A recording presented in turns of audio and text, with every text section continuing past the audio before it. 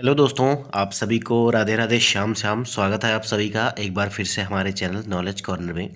और आज की इस वीडियो में हम केवीएस एनबीएस टियर 1 के लिए जो हमारा जीके जीएस की श्रृंखला चल रही थी, जिसमें हम जो है पॉलिटी को कवर कर रहे थे, उसी क्रम में ये हमारी क्लास होने वाली है। और पिछले सेशन में हमने जो है 54 क्वेश्चन इससे सॉल्व कर लिए थे। हमारी सचिन एकेडमी की बुक से आपकी जो है क्लासेस चलवाई जा रही हैं, क्योंकि आप सभी लोगों ने जो है आप में से अधिकतर लोगों ने कमेंट करा था कि जो है किसी ट्रस्टेड जो है टीचर की बुक से हमको ये आप क्या क्वेश्चन जो है करवा दीजिए। तो उसी क्रम में हम आपके लिए जो है सचिन एकेडमी की जो है बुक लेकर आए हैं। और ये जो है आपके लिए बहुत ही इंपॉर्टेंट, देखिए इसमें आपको मोस्ट इम्पॉर्टेंट आपको क्वेश्चन देखने को मिलेंगे। और साथ साथ में आपको केवीएस और एनबीएस में टीजीटी या पीआरटी या जो है टीजीटी में जो भी सवाल पूछे गए हैं उन सभी को आप इसमें देख सकते हैं। तो आप सभी लोग जो है सेशन को स्किप मत करिएगा, सेशन को पूरा देखिएगा, वीडियो को पूरा देखिएगा, क्योंकि बहुत ज़्यादा इंपॉर्टेंट आप सभी के लिए होने वाली है। आप सभी लोग जानते हैं कि सभी के लिए जो है टियर 1 में पेपर पैटर्न एक ही तरह का होने वाला है। और जिस दिन मैंने क्लास शुरू करी थी मैंने उसी दिन बता दिया था कि पेपर पैटर्न आपका कैसा होने वाला है। तो आप सभी लोग जो है उसको भी ध्यान में रखिएगा और उसी हिसाब से जो है अपनी तैयारी आगे बढ़ाइएगा। देखिए कंप्यूटर लिटरेसी की एक और क्लास जो है बची हुई है और हम उसको कल अपलोड कर देंगे। और आप सभी के लिए फिर से हम उसको जो है मर्ज करके एक मैराथन भी डाल देंगे, ताकि आप जो है फटाफट रिवीजन कर सकें। वैसे कंप्यूटर लिटरेसी से बहुत ही आसान सवाल आते हैं और जो क्वेश्चन हमने कराए हुए हैं वो तो काफ़ी अच्छे लेवल के क्वेश्चन हैं। तो उससे में से आपके जो है बाहर से क्वेश्चन नहीं आएंगे, आप ये बिल्कुल मान के चलिए। और उसको आप एक बार जो है रिवाइज कर लीजिएगा। उसका प्लेलिस्ट आपको जो है वीडियो के डिस्क्रिप्शन बॉक्स में मिल जाएगा, वहाँ से जाके आप लोग चेकआउट कर लीजिएगा। इसके अलावा हमारे चैनल पर लगातार आपको एलटी ग्रेड के जो है जूलॉजी और बॉटनी, इसके अलावा जीएस, ये सभी क्लासेज आपको देखने को मिल रहे हैं। तो आप उसको भी ज़रूर देखिएगा, क्योंकि सारे के सारे आपके पीवाईक्यू हैं जो आपके एग्ज़ाम में आपकी काफ़ी ज़्यादा हेल्प करने वाले हैं। अब देखिए सेशन को शुरू करने से पहले मैं ये तो कहूँगा कि आप हमारे चैनल को सब्सक्राइब करिएगा, ज़्यादा से ज़्यादा इस वीडियो को शेयर करिएगा और इस क्लास की पीडीएफ के लिए टेलीग्राम चैनल से हमारे जुड़ जाइएगा। देखिए पिछले वीडियो में हमने एक सवाल देखा था जो 16 नंबर का सवाल था, जिसमें कहा गया था कि भारतीय संविधान के विभिन्न प्रावधान जो है किन किन देशों से लिए गए हैं। तो इसमें एक थोड़ी सी गलती है, किताब में भी गलती हुई है और थोड़ी सी गलती जो है हमसे भी हुई है। हमने इसका जो है किताब के अकॉर्डिंग ही बताया था कि डी विकल्प इसका जो है सही हो जाएगा, लेकिन डी विकल्प इसका सही नहीं होगा, क्योंकि जो इजराइल का संविधान है कोई लिखित संविधान नहीं है, बस कुछ 11 इनके जो है कानून है जो संसद के द्वारा पास किए गए हैं और उसी के हिसाब से इनका जो है नियम कानून चलता है, उसी को जो है संविधान कहा जा सकता है। और इजराइल से जो है प्रशासनिक संरचना या एडमिनिस्ट्रेटिव जो स्ट्रक्चर है ये भारत का नहीं है। मुख्यतः जो एडमिनिस्ट्रेटिव स्ट्रक्चर है या प्रशासनिक जो संरचना है ये जो हमारे संविधान की है, ये भारत शासन अधिनियम आप लोग जानते हैं 1935 से जो है मुख्यतः इसी से संबंधित है और इसी से लिया गया है। तो आप सभी लोग इसको जो है करेक्ट कर लीजिएगा। क्वेश्चन नंबर 16 है और इसका जो है डी विकल्प सही नहीं होगा। वैसे ये जो है क्वेश्चन ही गलत है, तो आप लोग इतना याद रखिएगा, ठीक है। इजराइल से जो है प्रशासनिक संरचना नहीं ली गई है, हमारी जो प्रशासनिक संरचना संविधान के रिलेटेड है वो भारत शासन अधिनियम 1935 पर जो है आधारित है। तो आप सभी लोग जो है इसको करेक्ट कर लीजिएगा। अब हम चलेंगे अपने नए सवालों की तरफ, क्योंकि हमने 54 नंबर तक के सवाल जो है कर लिए थे। आज हम 55वें नंबर से क्लास को स्टार्ट करने वाले हैं। तो आप सभी लोग जो है वीडियो को लाइक ज़रूर कर दीजिएगा, शेयर भी कर दीजिएगा। हम अपनी क्लास को जो है आगे बढ़ाते हैं। देखिए हमारा पहला सवाल है, 55 नंबर का सवाल है आज के सेशन का, कि भारतीय संविधान के अनुसार संघ की कार्यपालिका शक्ति जो है किसमें निहित होती है। तो आप सभी लोग जानते हैं कि जो संघ की कार्यपालिका शक्ति होती है ये जो है राष्ट्रपति में निहित होती है और राष्ट्रपति ही जो है प्रधानमंत्री की नियुक्ति करता है और उसी के हिसाब से ये जो है डिसीजन लिए जाते हैं। अब देखिए भारतीय संविधान में राष्ट्रपति को जो है नाम मात्र की जो है शक्तियाँ प्रदान की गई हैं। बाकी सारा देखिए पावर तो है राष्ट्रपति को सारी, लेकिन जो है काम जो है सारा का सारा जो है प्रधानमंत्री ही देखते हैं। तो ये आपका बी विकल्प इसका सही हो जाएगा। मैं आपको एक्सप्लेनेशन भी बताऊंगा और एक्सप्लेनेशन आप जो है बहुत ध्यान से देखा करिए, क्योंकि यहाँ से भी सवाल आपके जो है बन सकते हैं। थोड़ा सा जो है जुकाम की वजह से आप सभी लोग जानते हैं ठंड ज़्यादा पड़ रही है, तो गले में जो है खराश है, तो आप उसको जो है इग्नोर करिएगा और अपने प्रश्नों पर ध्यान दीजिएगा। देखिए मैं भी एक टीचर हूँ और हम भी जो है बुक की मदद से ही पढ़ाते हैं और बुक से ही हेल्प लेके पढ़ाते हैं। तो अगर कोई गलती होती है बाय द वे तो आप लोग जो है उसको करेक्ट करने का प्रयास करिएगा। जो भी सेशन देखते हैं अगर कोई गलती हो रही है तो आप उसको जो है कमेंट बॉक्स में ज़रूर बताया करिए। ये भी एक अच्छे स्टूडेंट की निशानी है और जो है गलतियों से ही इंसान सीखता है, आप सभी लोग जानते हैं। तो जब भी कोई गलती हुआ करे तो आप लोग कमेंट बॉक्स में ज़रूर बताइए करिए। वैसे हम अपने अपने तरफ से एकदम जो है पूरा प्रयास करते हैं कि कहीं कोई गलती ना हो, क्योंकि आपका एक एक नंबर जो है वो एग्ज़ाम में आपके लिए काफ़ी ज़्यादा हेल्प करने वाला है। बहुत से एग्ज़ाम जो है आपके 0.1 मार्क्स से भी रह जाते हैं, तो इसीलिए हम जो है अपनी पूरी सावधानी से आपको सवाल कराते हैं। देखिए इस जो है क्वेश्चन का एक्सप्लेनेशन क्या है कि अनुच्छेद 53 के अनुसार संघ की जो कार्यपालिका शक्ति होती है राष्ट्रपति में निहित होती है, और भारत का राष्ट्रपति गणराज्य की कार्यपालिका जो है इसका अध्यक्ष होता है, और सभी कार्यपालिका संबंधी कार्य उसके नाम पर ही किए जाते हैं। अब देखिए राष्ट्रपति नहीं करता है, लेकिन राष्ट्रपति के नाम पर किए जाते हैं। राष्ट्रपति भारतीय सशस्त्र सेनाओं का जो है सर्वोच्च सेनापति या कमांडर भी होता है, आप सभी लोग ये जानते ही हैं। अगला सवाल देखिए, भारतीय संविधान के अनुसार केंद्र शासित प्रदेशों का प्रशासन जो है ये किसके द्वारा किया जाता है, ये आपको बताना है। तो भारतीय संविधान के अनुसार जो है केंद्र शासित प्रदेश जितने भी हैं उनका जो है शासन किसके द्वारा या प्रशासन जो है किसके द्वारा किया जाता है, तो आप सभी लोग जानते हैं ये जो है राष्ट्रपति के द्वारा ही होता है, और राष्ट्रपति जो है वहाँ पर गवर्नर की नियुक्ति करता है। ठीक है, आप सभी लोग जानते हैं कि राज्यपाल की नियुक्ति जो है राष्ट्रपति ही करता है, और ये केंद्र शासित प्रदेश होता है। कौन सा? जो आपकी यूनियन टेरिटरी या केंद्र शासित प्रदेश होता है। तो बी विकल्प जो है ये हमारा सही हो जाएगा। देखिए अनुच्छेद 239 के अनुसार केंद्र शासित प्रदेशों का प्रशासन जो है राष्ट्रपति के द्वारा किया जाता है, और राष्ट्रपति आवश्यक समझे तो किसी राज्य के राज्यपाल को भी केंद्र शासित प्रदेश के प्रशासन का जो है दायित्व सौंप सकता है। राष्ट्रपति चाहे तो किसी प्रशासक की नियुक्ति भी कर सकता है जो उस केंद्र शासित प्रदेश का संचालन करेगा। अगला सवाल देखिए, भारतीय संविधान की निम्नलिखित किस अनुसूची का संबंध भाषाओं से है, ये आपको बताना है। भाषाओं का संबंध कौन सी अनुसूची से है, तो इसका सही जवाब हो जाएगा 8वीं अनुसूची। आप सभी लोग जानते हैं भारतीय संविधान की जो है 8वीं अनुसूची में भाषाओं का उल्लेख किया गया है, याद रखिएगा। अब आपको ये बताना है कि जो है इसमें कितनी भाषाएं शामिल हैं। ठीक है, कितनी भाषाएं करंटली जो है अभी वर्तमान में शामिल है, ये आपको कमेंट बॉक्स में बताना है 8वीं अनुसूची में।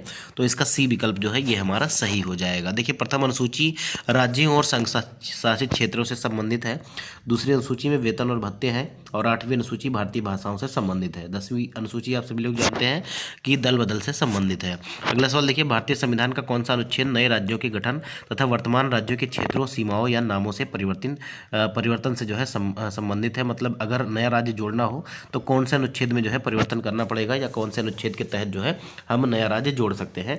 तो इसका जो सही जवाब हो जाएगा ये आपका हो जाएगा आर्टिकल नंबर 3। ठीक है, अनुच्छेद नंबर 3 हो जाएगा। इसका सी विकल्प कह रहा हूँ, बी विकल्प जो है ये हमारा सही हो जाएगा। देखिए अनुच्छेद 3 में नए राज्यों के गठन तथा वर्तमान राज्यों की सीमाओं, क्षेत्रों और नामों का में परिवर्तन का जो है प्रावधान है इसमें।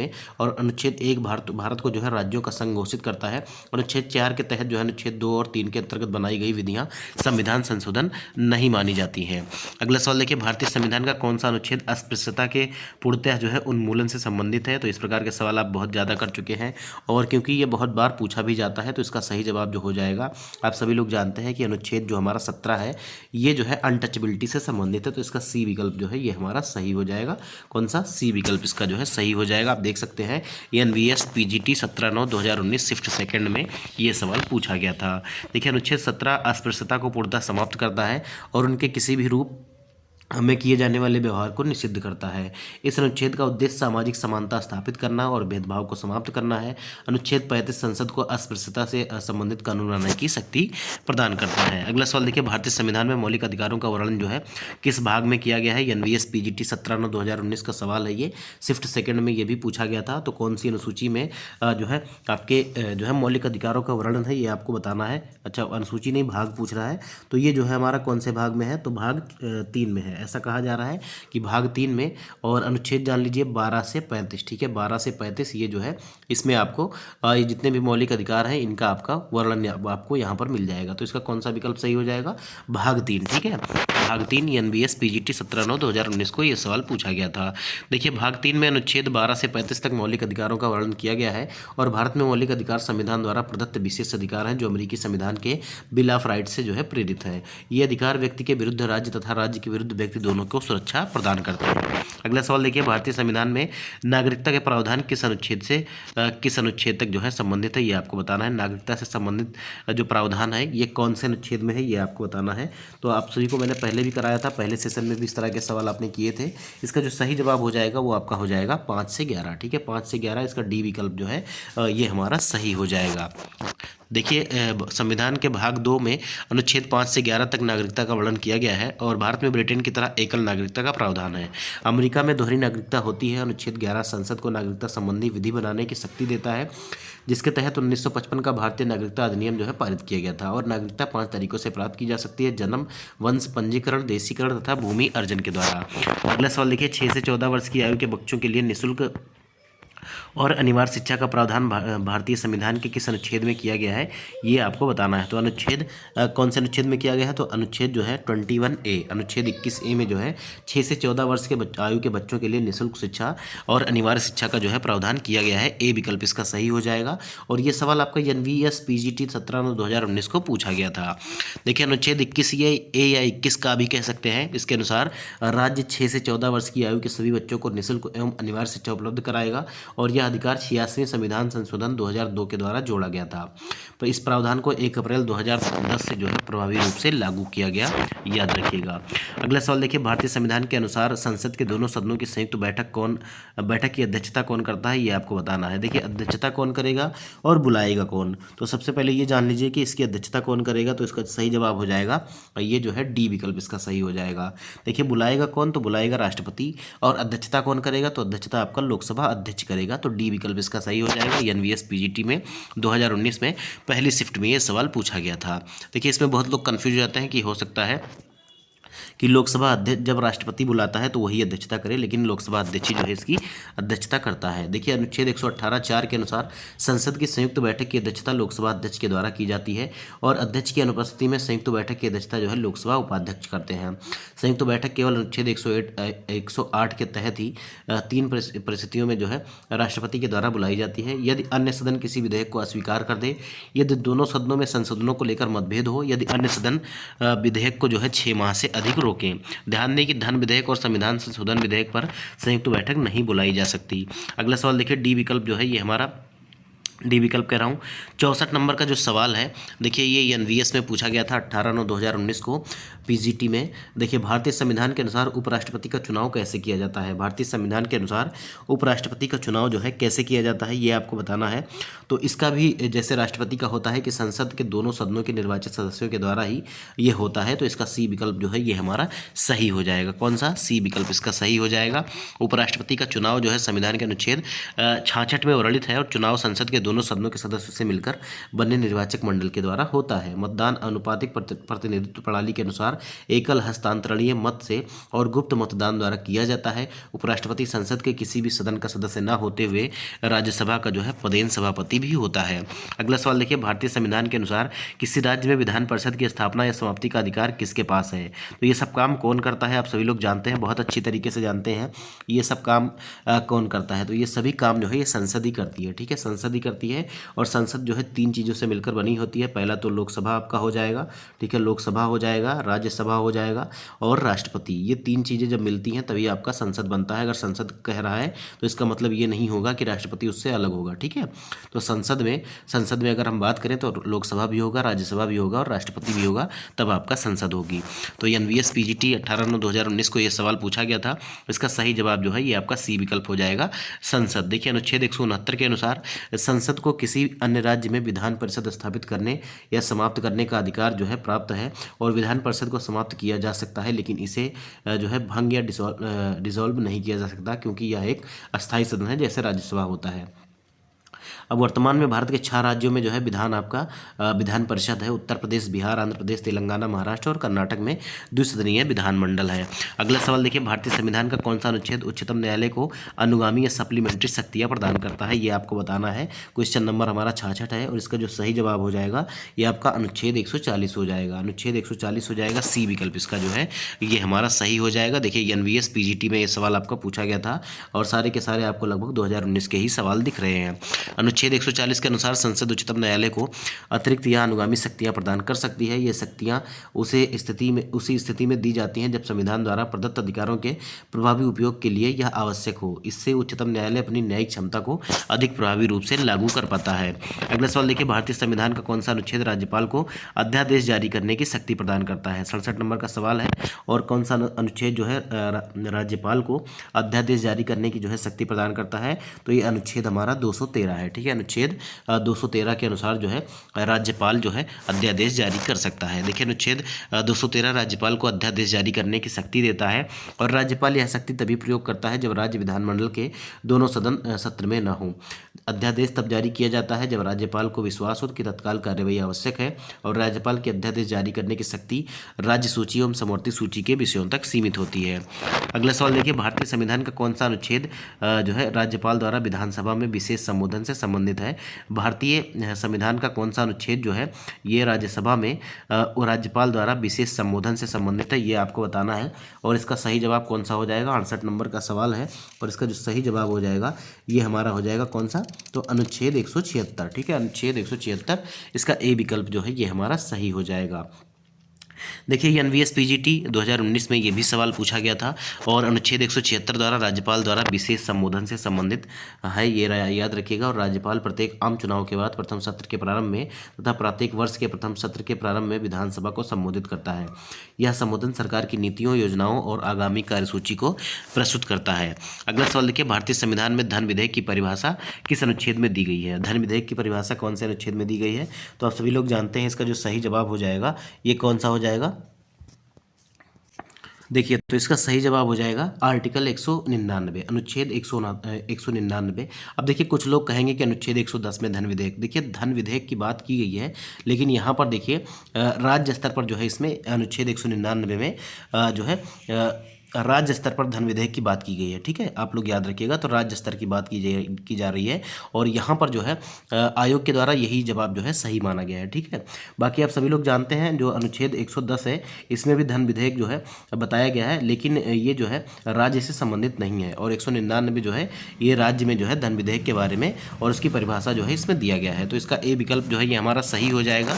देखिए यहाँ पर लिखा भी गया है कि अनुच्छेद 199 में राज्य स्तर पर धन विधेयक की परिभाषा दी गई है। अनुच्छेद 198 के तहत प्रत्येक धन विधेयक विधानसभा में ही प्रस्तुत किया जाता है और अनुच्छेद 199(3) के अनुसार किसी विधेयक को धन विधेयक माना जाए या नहीं इसका अंतिम निर्णय जो है विधानसभा अध्यक्ष करता है। देखिए यहाँ सारी चीज़ें जो है ये लोकसभा अध्यक्ष के बारे में नहीं कही जा रही हैं क्योंकि 110 के अनुसार लोकसभा का अध्यक्ष जो है ये निर्णय करता है कि ये धन विधेयक है कि नहीं है। ठीक है, तो ये याद रखिएगा, यहाँ पर राज्य की बात की जा रही है। ठीक, अब यहाँ पर थोड़ा सा कन्फ्यूजन था क्योंकि क्वेश्चन में जो है कहीं भी आपको जो है यहाँ पर देखिए धन विधेयक परिभाषा, धन विधेयक की परिभाषा ही पूछा है, यहाँ पर राज्य की बात नहीं की जा रही है लेकिन यहाँ पर जो है आयोग ने इसको यही विकल्प इसका सही माना था।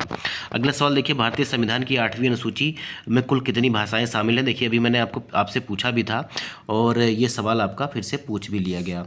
तो देखिए KBS PRT में ये सवाल पूछा गया था। ठीक है, KBS PRT में जो है ये पूछा गया था 13/2/2011 को। तो जब ये सवाल पूछा गया था तो इसका जो सही जवाब था ये आपका डी हो जाएगा। ठीक है, डी हो जाएगा, डी विकल्प। 22 भाषाएं टोटल जो है शामिल है।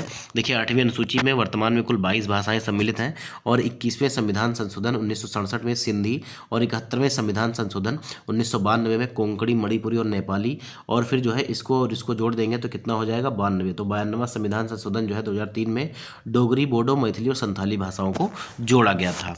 अगला सवाल देखिए, भारतीय संविधान में संशोधन की प्रक्रिया किस अनुच्छेद में वर्णित है, ये आपको बताना है। तो संविधान में संशोधन की प्रक्रिया जो है ये KBS PRT 2011 का सवाल है। ये जो है अनुच्छेद 368 के तहत जो है इसमें जो है प्रक्रिया ये बताई गई है कि संविधान में कैसे संशोधन जो है जरूरत पड़ने पर किया जा सकता है। तो इसका बी विकल्प जो है ये हमारा सही हो जाएगा। देखिए अनुच्छेद 368 संसद को संविधान में संशोधन करने की शक्ति प्रदान करता है और इसी अनुच्छेद में संविधान संशोधन की संपूर्ण प्रक्रिया का उल्लेख मिलता है। संसद विशेष बहुमत या कुछ मामलों में राज्य विधानसभाओं की मंजूरी के साथ जो है संशोधन कर सकती है। अगला सवाल देखिए, इनमें से कौन सा अधिकार अनुच्छेद 21 के अंतर्गत निहित निजता के अधिकार का हिस्सा है। तो ये कौन सा जो है अधिकार है ये आपको बताना है। देखिए KBS PGT NER, ठीक है, ये कॉमन पेपर में आपका पूछा गया था 21/12/2017 को और इसका सही जवाब जो हो जाएगा ये आपका प्राइवेसी एंड इंफॉर्मेशनल कॉन्फिडेंशियलिटी। ठीक है, ये जो है कॉन्फिडेंशियलिटी जो है आपका सी विकल्प जो है सही हो जाएगा, निजता एवं सूचना की गोपनीयता। तो ये आपका सी विकल्प इसके लिए सही हो जाएगा। देखिए अनुच्छेद 21 में जीवन एवं व्यक्तिगत स्वतंत्रता के विभिन्न रूपों में निजता का भी अधिकार शामिल है। सुप्रीम कोर्ट ने 2017 के जो है KS पुत्तस्वामी बनाम भारत संघ मामले में कहा कि निजता एक मौलिक अधिकार है और निजता में व्यक्ति की व्यक्तिगत पसंद, सूचना की गोपनीयता और शरीर से संबंधित स्वतंत्रता जो है शामिल हो सकती है। अगला सवाल देखिए 73 नंबर का सवाल है, निम्नलिखित में से कौन सा अनुच्छेद उसके सही विषय से जो है सही प्रकार से मेल खाता है, ये आपको बताना है। देखिए कहा गया है कि अनुच्छेद 41 में जो है काम करने का अधिकार, अनुच्छेद 41 में जो है काम करने का अधिकार ऐसा कहा जा रहा है, और ये बिल्कुल सही है। अनुच्छेद 41 में आपको काम करने का अधिकार है, ठीक है। अनुच्छेद 39A में समान न्याय व निःशुल्क विधिक सहायता, ये भी आपका सही है। अनुच्छेद 42 जो है ये कार्य की न्यायोचित एवं मानवीय परिस्थितियाँ होनी चाहिए, और अनुच्छेद 50 में जो है न्यायपालिका और कार्यपालिका का जो है पृथक्करण किया गया है। तो ये सभी जो है आपके सही हैं। KVS TGT में ये सवाल पूछा गया था, याद रखिएगा। ABCD जो है ये आपके सभी सही हैं। देखिए अनुच्छेद 41 राज्य से जो है काम, शिक्षा और सार्वजनिक सहायता प्रदान करने का निर्देश देता है। अनुच्छेद 39 से समान न्याय और निःशुल्क विधिक सहायता की व्यवस्था सुनिश्चित करता है। अनुच्छेद 42 कार्य की न्यायोचित और मानवीय परिस्थितियां और मातृत्व राहत का निर्देश देता है, और अनुच्छेद 50 जो है न्यायपालिका और कार्यपालिका के पृथक्करण का निर्देश देता है। अगला सवाल देखिए, भारतीय संविधान का भाग 4 किस विषय से संबंधित है, ये आपको बताना है। तो भाग 4 जो है ये किससे संबंधित है, देखिए KVS TGT 2018 में ये सवाल आपका पूछा गया था, और इसका जो सही जवाब हो जाएगा ये है राज्य के नीति निर्देशक तत्व से, DPSP से, directive principle of state policy. तो ये आपका बी विकल्प सही हो जाएगा। DPSP से संबंधित है भाग 4, तो इसका बी विकल्प सही हो जाएगा। देखिए भाग 4 में राज्य के नीति निर्देशक तत्व शामिल हैं जो राज्य को नीति निर्माण में मार्गदर्शन देते हैं। अनुच्छेद 50 में न्यायपालिका को कार्यपालिका से पृथक करने का प्रावधान किया गया है। यह प्रावधान न्याय, सामाजिक व्यवस्था और कल्याणकारी राज्य की स्थापना की दिशा में निर्देश देते हैं। अगला सवाल देखिए, भारतीय संविधान का भाग 3 किस विषय से संबंधित है। तो भाग 3 में आपने देखा था अनुच्छेद 12 से 35 तक जो है ये आपको क्या दिया गया है, तो ये मौलिक अधिकार आपका दिया गया है, फंडामेंटल राइट्स आपको दिए गए हैं। तो ये आपका डी विकल्प जो है यहाँ पर सही हो जाएगा। कौन सा विकल्प, विकल्प डी जो है ये हमारा सही हो जाएगा। अगर हम देखेंगे तो एक्सप्लेनेशन में भाग 3 में अनुच्छेद 12 से 35 में मौलिक अधिकारों का वर्णन किया गया है जिन्हें सामान्य स्थिति में सरकार द्वारा सीमित नहीं किया जा सकता। मौलिक अधिकार व्यक्ति की स्वतंत्रता एवं सुरक्षा सुनिश्चित करते हैं और इन्हें संविधान का मैग्ना कार्टा कहा जाता है। नागरिकता भाग 2 में है 5 से 11 तक, और नीति निर्देशक तत्व जो है भारत के संविधान के भाग 4 में आपको अनुच्छेद 36 से 51 में आपको देखने को मिलते हैं। अगला सवाल देखिए 76 नंबर का सवाल है, कहा जा रहा है निम्नलिखित में से कौन सा अनुसूची विवरण का सही सुमेलन है, ये आपको बताना है। अनुसूची और इसमें जो है विवरण जो दिया गया है इसमें से कौन सा सही सुमेलन है ये आपको बताना है। देखिए 76 नंबर का सवाल है और इसका सही जवाब कौन सा हो जाएगा। देखिए प्रथम अनुसूची बिल्कुल सही है, भारत के राज्य और उसके संघ क्षेत्र, और 5वीं अनुसूची अनुसूचित क्षेत्रों का प्रशासन, ये भी सही है। 6वीं अनुसूची में जनजातीय क्षेत्रों का प्रशासन का प्रावधान दिया गया, और 10वीं अनुसूची दल बदल के आधार पर अयोग्यता। तो ये सारे सही हैं, ABCD आपकी जो है सभी सही हैं। यहाँ पर देखिए प्रथम अनुसूची में भारत के राज्य एवं संघ राज्यों क्षेत्रों का विवरण दिया गया है, और 5वीं अनुसूची अनुसूचित क्षेत्रों तथा अनुसूचित जनजातियों के प्रशासन एवं नियंत्रण से संबंधित है। 6ठी अनुसूची जनजातीय क्षेत्रों के प्रशासन के विशेष प्रावधानों से संबंधित है, और 10वीं अनुसूची में दल बदल के आधार पर जो है अयोग्यता के प्रावधान आपको दिए गए हैं। अगला सवाल देखिए, कह रहा है कि निम्नलिखित में से कौन सी भाषा संविधान की 8वीं अनुसूची में शामिल है। ठीक है, निम्नलिखित में से कौन सी भाषा संविधान की 8वीं अनुसूची में शामिल है, ये आपको बताना है। असमिया, फ्रेंच, जो है जर्मन या जापानी। अब देखिए जर्मन, जापानी, फ्रेंच बहुत ही आसान सा सवाल दे दिया, क्योंकि ये सभी तो है ही नहीं, केवल जो है आपका आसामी है। ठीक है, असमिया या आसामी हो जाएगा, ए विकल्प आपका सही हो जाएगा। देखिए राज्य कह रहा हूँ संविधान की 8वीं अनुसूची में असमिया, उड़िया, जो है उर्दू, कन्नड़, कश्मीरी, कोंकणी, गुजराती, मणिपुरी, ये सभी जो है 22 भाषाएं टोटल शामिल है। बोडो, डोगरी, मैथिली, संथाली, ये सभी इसमें शामिल है, याद रखिएगा। फ्रेंच, जर्मन, जापानी इस अनुसूची में नहीं आती हैं। असमिया भारत की मान्यता प्राप्त अनुसूचित भाषाओं में से एक है। अगला सवाल देखिए, संविधान की पहली अनुसूची में किसका उल्लेख किया गया है, ये आपको बताना है। बहुत ही आसान सा सवाल है, आप सभी लोग जानते हैं। इसमें जो है राज्यों और केंद्र शासित प्रदेशों के नाम और उनके क्षेत्रफल का जो है उल्लेख किया गया है, तो ए विकल्प इसका जो है ये हमारा सही हो जाएगा। ठीक है, देखिए पहली अनुसूची में भारत के राज्यों और उसके केंद्र शासित प्रदेशों के नाम व उनके विस्तार क्षेत्र का वर्णन है। इसमें भारत के 28 राज्य और 8 केंद्र शासित प्रदेशों का उल्लेख किया गया है। यह अनुसूची संघ की संरचना और क्षेत्रीय व्यवस्था को स्पष्ट करती है। अगला सवाल देखिए, संविधान की 8वीं अनुसूची जो है ये किससे संबंधित है। संविधान की 8वीं अनुसूची जो है ये किससे संबंधित है, ये आपको बताना है। 79 नंबर का सवाल है, और इसका जो सही जवाब हो जाएगा ये भारतीय भाषाओं में, जिसमें आपको 22 भाषाएं देखने को मिलती हैं, तो इसका बी विकल्प जो है ये हमारा सही हो जाएगा। देखिए 8वीं अनुसूची भारतीय भाषाओं की मान्यता से संबंधित है। मूल रूप से 14 भाषाएं थी, जिन्हें बाद में संशोधनों द्वारा बढ़ाकर जो है 22 कर दिया गया है। 1967, 1992 और 2003 के संशोधनों से सिंधी, कोंकणी, मणिपुरी, नेपाली, मैथिली, संथाली, डोगरी और बोडो जो है ये जोड़ी गई थी। अगला सवाल देखिए 80 नंबर का सवाल है कि किस न्यायिक निर्णय में निजता के अधिकार को अनुच्छेद 21 के अंतर्गत जो है माना गया था। तो थोड़ा देर पहले ही आपने देखा था अभी ये थोड़ी देर पहले आपके सामने एक सवाल आया था और उसी में ये आपका बताया गया था कि जस्टिस खेर की अध्यक्षता वाली 9 सदस्यीय पीठ का निर्णय था। ये डी विकल्प जो है ये हमारा सही हो जाएगा। ठीक है, डी विकल्प इसका जो है सही हो जाएगा। देखिए, जस्टिस खेर की अध्यक्षता वाली 9 सदस्यीय संविधान पीठ ने यह फैसला दिया था और पीठ ने कहा कि निजता का अधिकार अनुच्छेद 21 के तहत संरक्षित है। इसे जीवन और व्यक्तिगत स्वतंत्रता का अभिन्न हिस्सा जो है माना गया है। अगला सवाल देखिए, भारतीय संविधान में समानता से संबंधित कौन सा अनुच्छेद है, ये आपको बताना है। समानता से संबंधित कौन सा अनुच्छेद है ये आपको बताना है। 81 नंबर का सवाल है और इसका जो सही जवाब हो जाएगा ये आपका 14 से 18। ठीक है, 14 से 18 समानता का अधिकार है, तो ये आपका डी विकल्प इसके लिए सही हो जाएगा। यहाँ पर आप एक्सप्लेनेशन में भी देख लीजिए, समानता का अधिकार संविधान के भाग 3 में शामिल है। अनुच्छेद 14 से 18 तक समानता के विभिन्न पहलुओं का वर्णन किया गया है। इनमें विधि के समक्ष समानता, भेदभाव का निषेध, समान अवसर, अस्पृश्यता का अंत और उपाधियों का अंत जो है सम्मिलित है। अगला सवाल देखिए, संविधान का कौन सा अनुच्छेद बाल श्रम के उन्मूलन से संबंधित है। तो संविधान का जो है कौन सा अनुच्छेद बाल श्रम के उन्मूलन से संबंधित है, तो इसका सही जवाब हो जाएगा अनुच्छेद 24। ठीक है, अनुच्छेद 24 में ये कहा गया है कि 14 वर्ष से जो है कम बच्चे, 14 वर्ष से नीचे के आयु के बच्चे जो है खतरनाक उद्योगों में जो है नियुक्त नहीं किए जाएंगे। इन पर प्रतिबंध लगाया गया है और इनके इसका उद्देश्य जो है बच्चों के स्वास्थ्य और जीवन की सुरक्षा सुनिश्चित करना है। यह प्रावधान बच्चों को शोषण और जोखिमपूर्ण वातावरण से बचाने के लिए किया गया है। अगला सवाल देखिए, संविधान का कौन सा भाग अपराधों के लिए दोषी सिद्धि से संबंधित संरक्षण प्रदान करता है, ये आपको बताना है। दोष सिद्धि जो है से संबंधित संरक्षण प्रदान करता है, तो कौन सा जो है भाग है ये आपको बताना है। देखिए, 83 नंबर का सवाल है और इसका जो सही जवाब हो जाएगा ये आपका कौन सा हो जाएगा, तो ये आपका जो है भाग 3 हो जाएगा। ठीक है, भाग 3 हो जाएगा। KVS TGT 2018 का यह सवाल है और भाग 3 में अनुच्छेद 20 इसका सही जवाब हो जाएगा। देखिए, अनुच्छेद 20 अपराधों के लिए दोष सिद्धि से संबंधित संरक्षण प्रदान करता है। अनुच्छेद 20 एक किसी व्यक्ति को पूर्व में किए गए कार्य के लिए बाद में बनाई गई विधि के अनुसार दंडित नहीं किया जा सकता। और अनुच्छेद 20(2) के अनुसार एक ही अपराध के किसी व्यक्ति को जो है बार बार अभियोजित या दंडित नहीं किया जाएगा, मतलब एक अपराध के लिए एक ही बार सजा दी जाएगी। अनुच्छेद 20(3) जो है किसी भी अभियुक्त को अपने ही विरुद्ध गवाही देने के लिए बाध्य नहीं किया जा सकता है। ये सब इसमें बताया गया है। देखिए, न्यायपालिका और कार्यपालिका के कार्यों का जो है पृथक्करण उल्लेख भाग 4 में जो आपका अनुच्छेद 50 में दिया गया है। अगला सवाल देखिए, कहा जा रहा है कि भारतीय संविधान का कौन सा भाग राज्य की नीति निर्देशक के तत्वों से संबंधित है। तो आप सभी लोग जानते हैं कि DPSP जो है किससे संबंधित है, तो DPSP जो है ये भाग 4 से संबंधित है। 36 से 51 अनुच्छेद में, अनुच्छेद 36 से लेकर 51 तक इसका जो है विवरण मिलता है। ए विकल्प जो है हमारा सही हो जाएगा। KVS TGT 2018 में ये सवाल जो है ये आपसे पूछा गया था। देखिए, भाग 4 अनुच्छेद 36 से 51 में राज्य की नीति निर्देशक तत्वों का वर्णन किया गया है। यह आयरलैंड से संविधान से लिया गया है। और अनुच्छेद 41 में काम करने का अधिकार उल्लिखित है। अनुच्छेद 39 में समान न्याय और निःशुल्क विधिक सहायता का प्रावधान है। अनुच्छेद 42 में कार्य के लिए मानवीय परिस्थितियां और मातृत्व राहत का उल्लेख है। और 50 में न्यायपालिका और कार्यपालिका की शक्तियों का जो है या कार्य का जो है पृथक्करण किया गया है। अगला सवाल देखिए, भारतीय संविधान का कौन सा अनुच्छेद जम्मू कश्मीर को अस्थायी जो है प्रावधान प्रदान करता था। ठीक है, तो ये करता था, अब नहीं करता है, याद रखिएगा। ये जो है अनुच्छेद 370 था, इसके तहत उनका अलग संविधान था, अलग झंडा था, आप सभी लोग जानते हैं। बी विकल्प जो है ये हमारा सही हो जाएगा।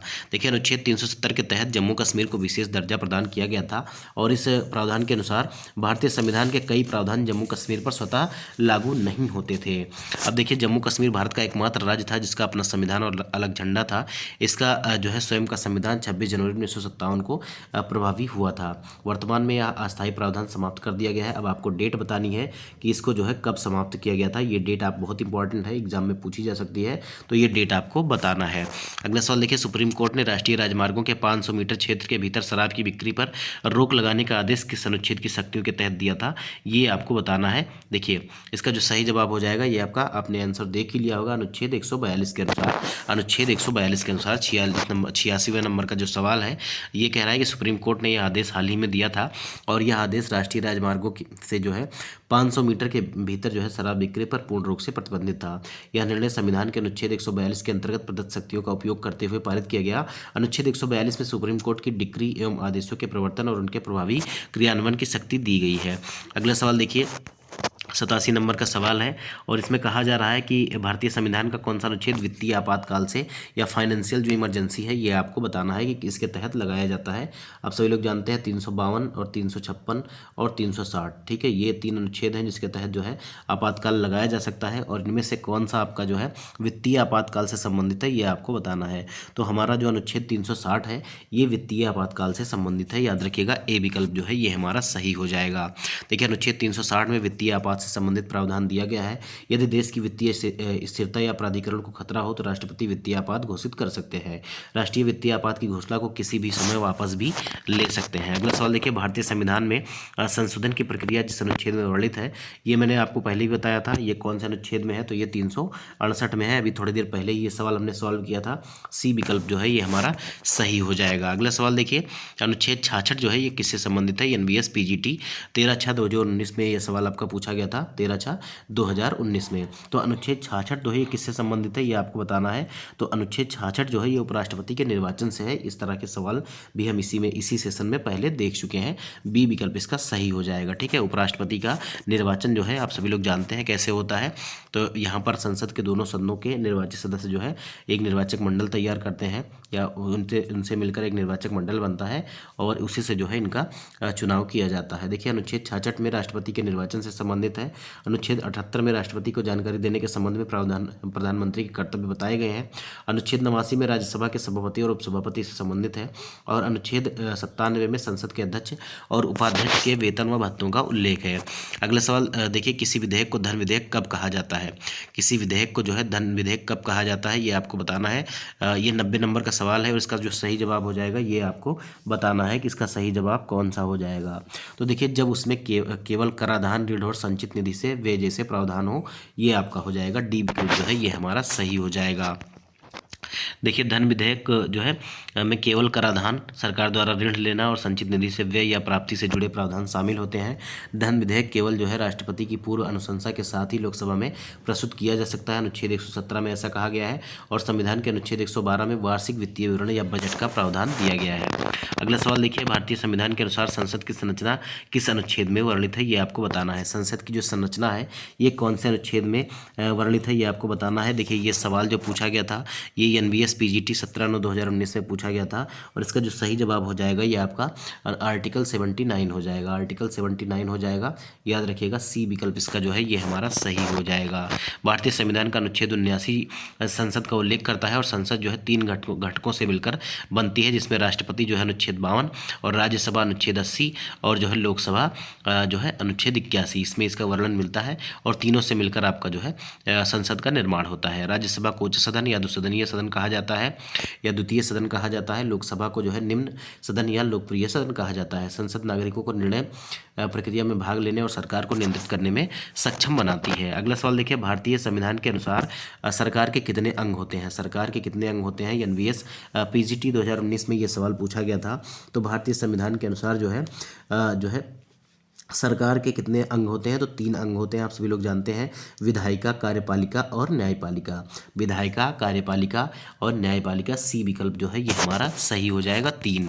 देखिए भारतीय संविधान के अनुसार सरकार के 3 अंग होते हैं, जिसमें विधायिका, कार्यपालिका और न्यायपालिका शामिल है। विधायिका का कार्य जो है विधियों का निर्माण करना और कार्यपालिका का कार्य विधियों का क्रियान्वयन करना है और न्यायपालिका का कार्य जो है विधियों का पालन सुनिश्चित करना तथा कानून की सर्वोच्चता बनाए रखना है। न्यायपालिका नागरिकों के अधिकार की रक्षा करती है, उल्लंघन करने वालों को दंडित करती है। अगला सवाल देखिए, निम्न में से किस राज्य की विधानसभा में 175 जो है सीटें हैं ये आपको बताना है। 175 सीटें कौन से राज्य की विधानसभा में है ये आपको बताना है। ये एनवीएस पीजीटी 2019 का ये सवाल है। एनवीएस पीजीटी 2019 का सवाल है। तो आंध्र प्रदेश, याद रखिएगा, आंध्र प्रदेश की जो विधानसभा की सीटें हैं इसमें आपको 175 सीटें देखने को मिलती हैं। तो इसका बी विकल्प जो है ये हमारा सही हो जाएगा। एनवीएस पीजीटी 18/9/2019 में सवाल पूछा गया था। देखिए आंध्र प्रदेश विधानसभा में कुल जो है 175 सीटें हैं। हरियाणा और छत्तीसगढ़ की विधानसभा में 90 सीटें हैं। अरुणाचल की विधानसभा में 60 सीटें हैं।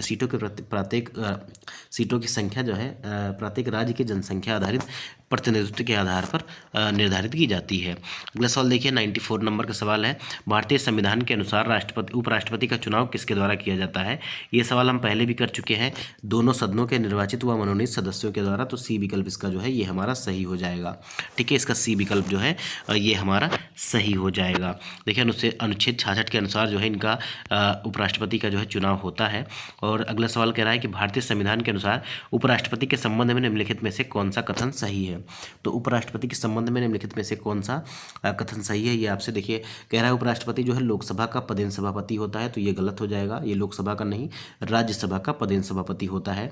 उपराष्ट्रपति का चुनाव संसद के निर्वाचन मंडल द्वारा किया जाता है, ये आपसे कह रहा है इलेक्टोरल जो है कॉलेज ऑफ पार्लियामेंट। तो बहुत हद तक ये भी सही हो जाएगा, याद रखिएगा। एक जो है अगला हम देखते हैं कि सबसे सटीक कौन सा हो जाएगा। देखिए उपराष्ट्रपति को संसद के किसी भी सदन का सदस्य होना आवश्यक नहीं है, तो ये बिल्कुल सही है। ये किसी भी सदन का जो है सदस्य नहीं होता है और ना ही आवश्यक होना जरूरी है। उपराष्ट्रपति लाभ का पद धारण कर सकता है, देखिए ये गलत हो जाएगा, ये भी आपका गलत हो जाएगा, ये भी आपका गलत हो जाएगा। देखिए यहाँ पर जो है NBS PGT 15/12/2022 में पूछा गया था और इसका सी जवाब जो है आयोग ने सही माना था। अनुच्छेद 63 के अनुसार भारत का एक उपराष्ट्रपति होता है और उपराष्ट्रपति राज्यसभा का पदेन सभापति होता है, ना कि लोकसभा का। उपराष्ट्रपति का चुनाव संसद के निर्वाचन मंडल द्वारा अनुपातिक प्रतिनिधित्व प्रणाली और एकल हस्तांतरणीय मत से किया जाता है। उपराष्ट्रपति को संसद के किसी भी सदन का सदस्य होना आवश्यक नहीं है। उपराष्ट्रपति लाभ का पद जो है धारण नहीं कर सकता। अगला सवाल देखिए, निम्न में से उपराष्ट्रपति के संबंध में निम्नलिखित में से कौन सा कथन सही है। देखिए उपराष्ट्रपति राज्यसभा का निर्वाचित सदस्य होता है, तो ये भी गलत हो जाएगा। उपराष्ट्रपति राज्यसभा का सदस्य न होते हुए भी उसके पीठासीन अधिकारी के रूप में कार्य करता है, ये आपसे कहा जा रहा है, तो ये भी आपका जो है गलत हो जाएगा। देखिए अगला कह रहा है उपराष्ट्रपति को राज्यसभा में मतदान का अधिकार होता है, तो क्या मतदान का अधिकार होता है। देखिए बिल्कुल जो है मतदान का अधिकार होता है, याद रखिएगा। तो ये आपका जो है इसका जो है ये गलत हो जाएगा, मतदान का अधिकार जो है नहीं होता है। और उपराष्ट्रपति जो है देश का सर्वोच्च पद है, देखिए राष्ट्रपति जो है देश का सर्वोच्च पद है।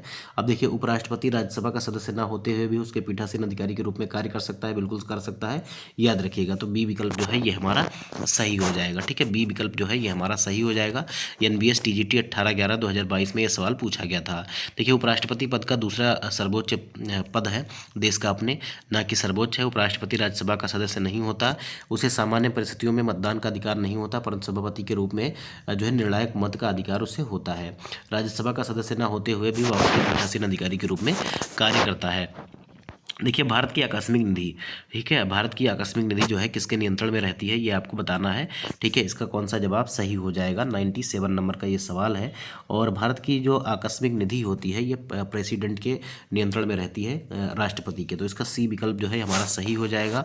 ये सवाल देखिए NBS PGT 15/12/2022 में ये सवाल अभी हाल ही में पूछा गया था।